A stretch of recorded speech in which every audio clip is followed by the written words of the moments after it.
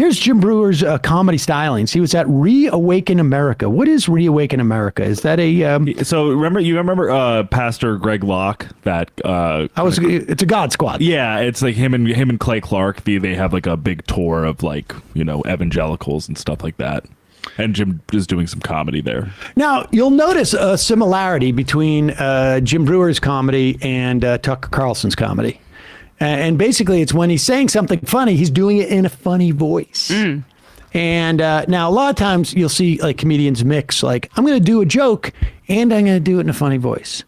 The thing that's great about Breuer is he just does the funny voice. And the joke takes care of itself, particularly when you're in front of an audience that believes that the vaccine magnetized your body and gave you better cell phone reception, and that COVID is fake, and that the flu vaccine is a joke, and there haven't been over 1 million deaths in this country from COVID. Here is Jim Breuer. I still have my in-laws. My in-laws are like, we gotta get our flu shot, then a booster, then another booster. Oh my God, just loving it. So, people are starting to die. Where'd you hear that? What are you, one of those conspiracy theorists? Pause it. My God. Can you imagine that people heard that people are going to die? We have literally had 1.1 million people die over the past 2 years. And all of a sudden they're talking about people are dying? Yeah, and they think it's because of the vaccine. Right. Morons. Right. Like, I mean, we could just, like, Pfizer, they do monitor this sort of thing. There was that recent Pfizer notice. It's like, we're going to look at, like, a stroke happening possibly with older patients. And it turned out that actually maybe that signal wasn't as strong as it initially looked. Like, This is all being monitored. Of course it is.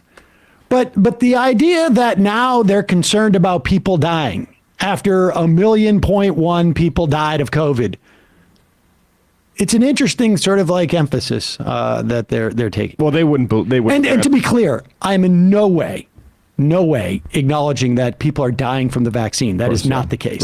Right. There is not a bump in the number of deaths. None of that is true. The reality is they don't actually care about deaths, right? No.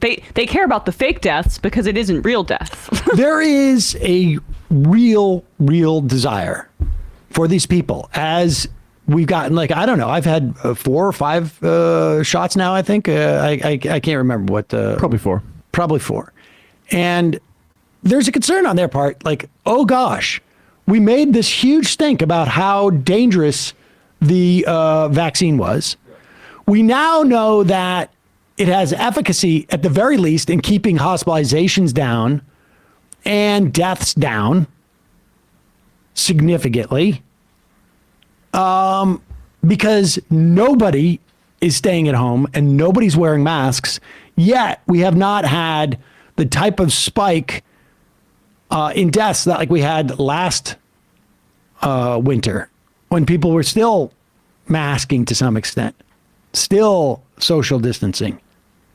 So that gives you a sense of like the dynamic. And so they've got to move on to like, well, actually, we're going to have to go all in on this fake deaths and all this stuff. Well, and it is because they're guilty of what they're projecting onto people. Because you look at these vascular, like sort of cardiovascular events that lead to deaths of people between 18 and 39, and they rise after COVID comes, and they level off once people start getting vaccinated. And that's because COVID messes up your vascular system in a serious way. And they've been spending years lying on that. Yeah.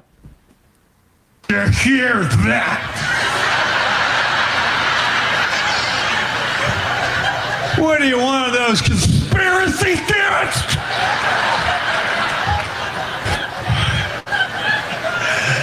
Oh, God. What are you, a cult member? Yes. Extremist, one of them? More words. Here in the NFL. I mean, you know how much of a pause it. But you know how much of a moron you have to believe that was because of vaccination? Right. Yeah. Like, and this entire crowd is going wild on it, but like just hee-hawing like donkeys. Like that idea that football player just got smashed in the chest. But everything we're seeing here is is that Bill Gates in the background? Yeah. Oh my God. It's like a big graphic with Gates. Okay. Everything we're seeing here is really just sort of indicative of all conservative media. It is aggrievement, right? This whole comedy routine is just mocking the people who have been aggrieving you. Mm-hmm. Right. They all feel aggrieved. It is exactly the same formula, whether it's Jim Breuer doing this or whether it's Tucker Carlson doing this.